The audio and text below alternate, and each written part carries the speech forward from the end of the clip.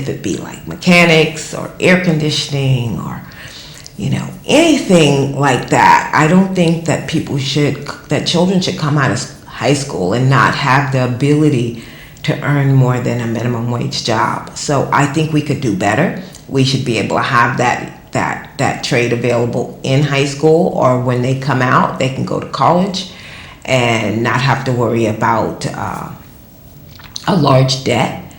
And so with those two things, I think we can actually help our younger generation. And I think our younger generation need to have an input, because these are things that's going to be impacting you right away.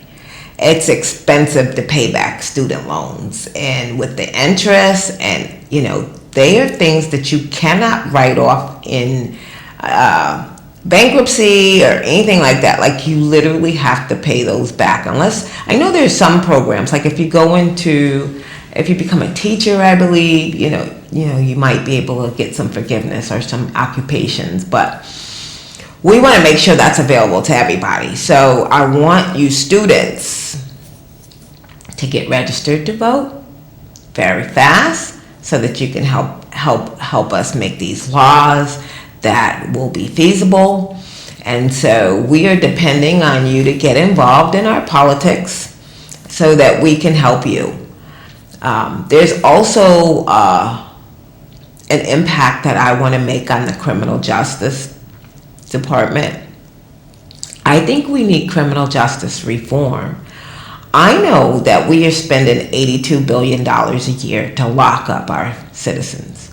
Incarceration costs us a lot of money, and it's not sustainable. So what that equates to is one person incarcerated cost us between $20,000 and $55,000 per year. And I just think that we should figure out why we are incarcerating people at such a high degree. 70% of the people that are incarcerated should not even be there.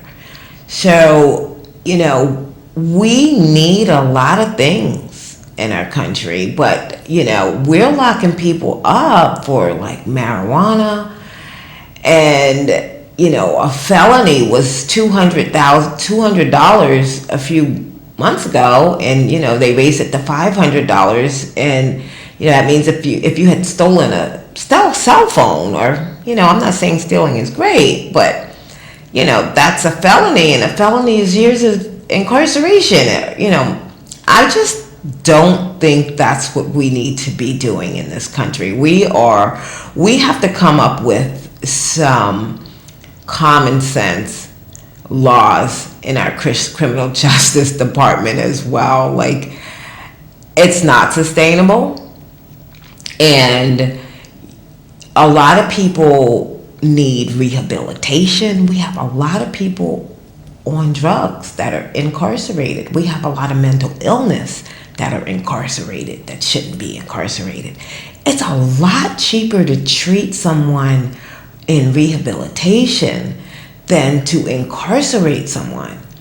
So, we've got to figure that out, and we have to do it fast, instead of opening up prisons, and for-profit prisons. That's just something that I'm not even interested in having in our country, because I don't think it's morally acceptable to have an organization or corporation profiting from people's pain.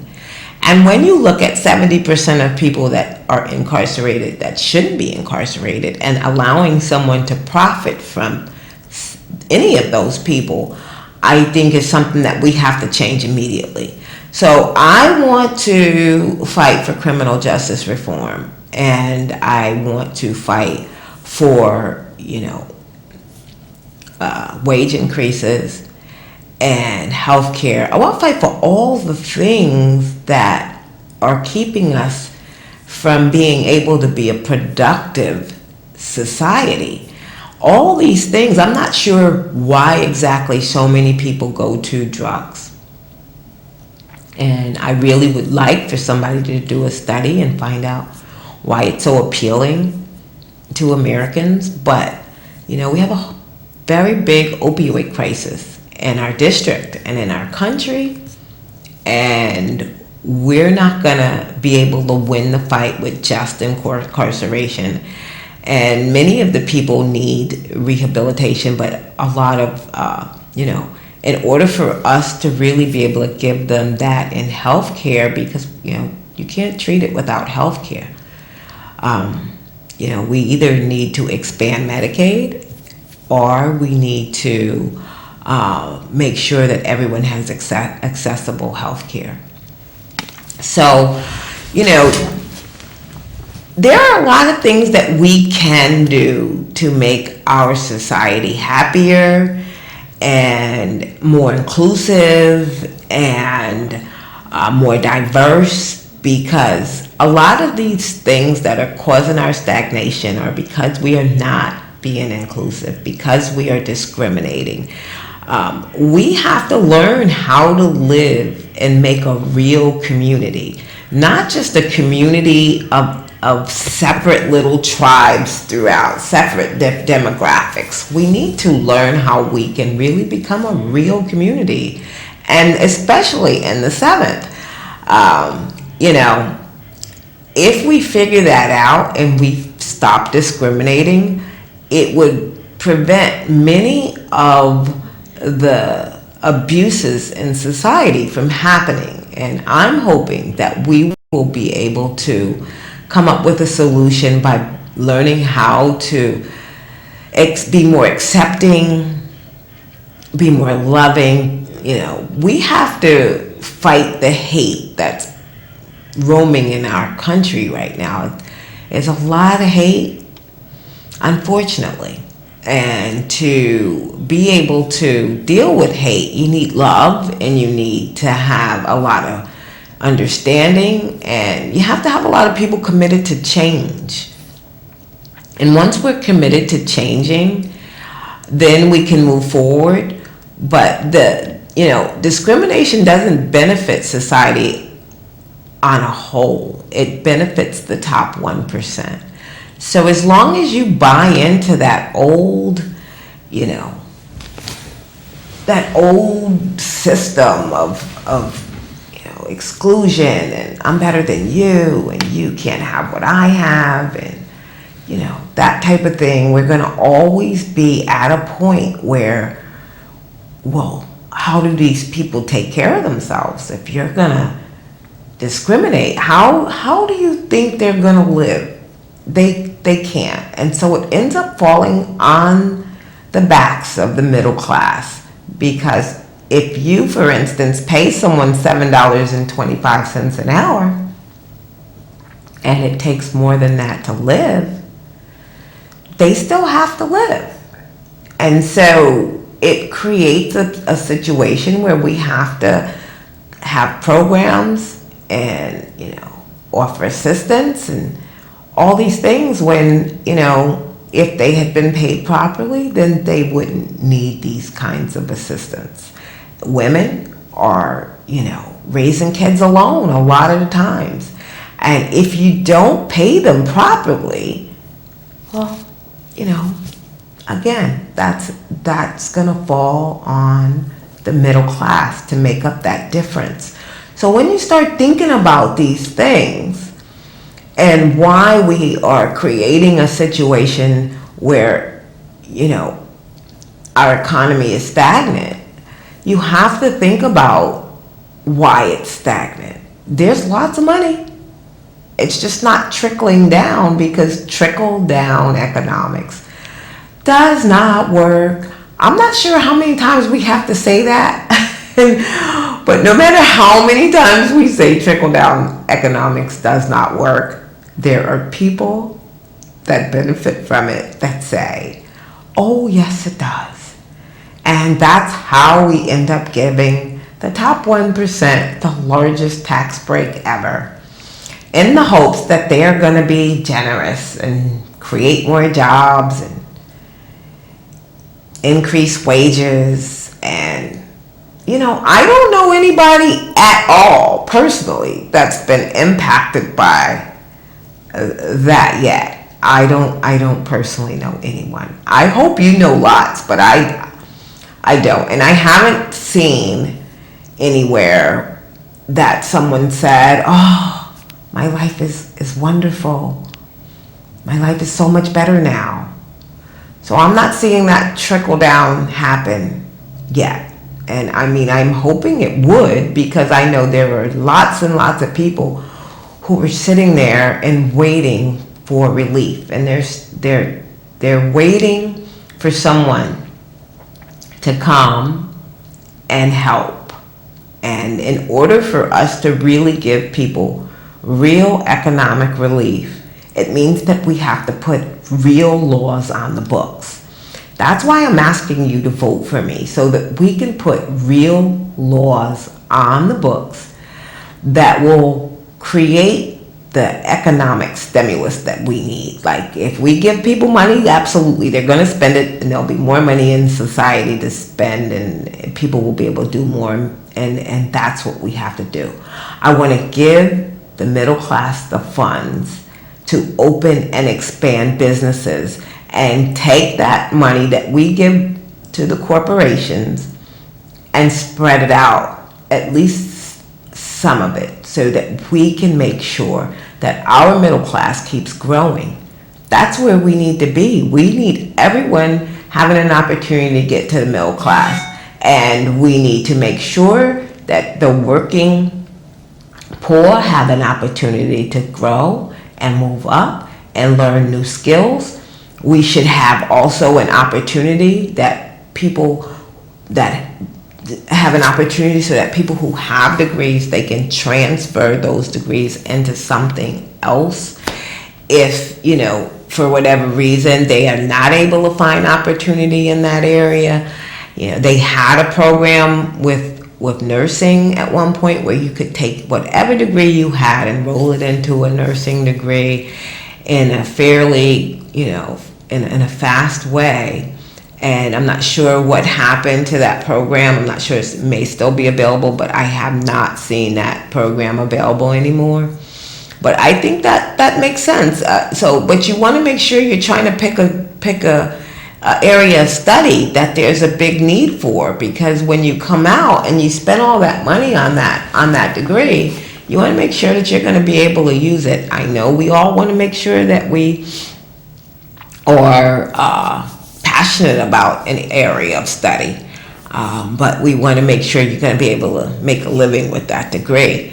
And so we're going to pick smarter, and we're going to go and talk to our guidance counselors at school and ask them that question. Say, I'm interested in studying, whatever it is, rocks, or, I want to be a veterinarian, or whatever you want to do. Tell your guidance counselor, and then ask them, is that an area that you feel is a need for veterinarians, or is that, how many veterinarians do they need in the country? Or just, at least start that conversation. Look it up, or, have an adult look it up, and just kind of find a career that you're going to be able to work in. And so we have to be a little smarter too. And I'm going to try to make laws that's going to benefit everyone, not just the top 1%. I want to be able to impact our whole society. And I definitely want to put laws on the books that will protect the marginalized communities. And, if we just leave it up to society to protect these communities, it doesn't happen. And so people end up feeling the nasty bite of discrimination. And, I think we need to protect our minorities, our LGBTQ, our elderly. There's a lot of bullies. We have a bully at the top of our society as president. And so how we deal with bullies should be a course in school. Even adults should go to that course, because I tell you, I've been bullied from time to time, but I am definitely a fighter. Like, I'm not gonna sit back and allow someone to bully me. I am gonna go after my dreams and what I'm passionate about. And so we have to make sure that we deal with bullies. And if you can't handle a bully that's bothering you now in your life, you should probably get someone who can, and hold them accountable, back them off, so that you can have a happy life as well. So I also am very concerned about, our immigrants, and I'm concerned that we haven't come up with a Clean Dream Act yet. So I want you guys to keep on calling your legislators and just keep the pressure on, keep writing letters, keep sending postcards, because the DACA children, they absolutely deserve to have a path to citizenship, and they're here, they're productive. We used our tax dollars to educate them, and now that they're able to be productive in our country, we want them to be given back here. We do not want to send them to another country that they do not know, that they have not been to be productive in that country. We need them productive here. So I want you to stand with your immigrant communities and work with them as best as you can. Every little bit helps, even if it's just a small amount. I want you to make sure that you do something. The other thing that's happening, and this is probably the last thing that I'm going to be able to talk about this today, is that, we want to protect our elderly. I see every day, something that states that our government wants to slash Medicare or slash Social Security, reduce Medicaid, and change those things. And our elderly community, often enough can't fight for themselves. So we have to be their voices. I want to make sure that we do not allow any of that to happen. It would be detrimental to many elderly people to have their Medicare or Medicaid cut. Many people depend on that to pay for nursing home stays and medicines, and a lot of elderly are barely making it now. I don't want them to have to pick from food or medicine. It's difficult now. If they cut it any further, it's going to be even more difficult. So if you know an elderly person, make sure you're standing up for them. Make sure that you know if they have everything that they need. And if they don't, see if you can't get out there and help them. But I'm going to be fighting for our elderly. I'm going to, make sure, even now, I don't, have to get to Congress to do that, because I'm going to be making sure that I tell everyone that I can to help in this fight, so that we don't lose Social Security benefits that we've already paid into.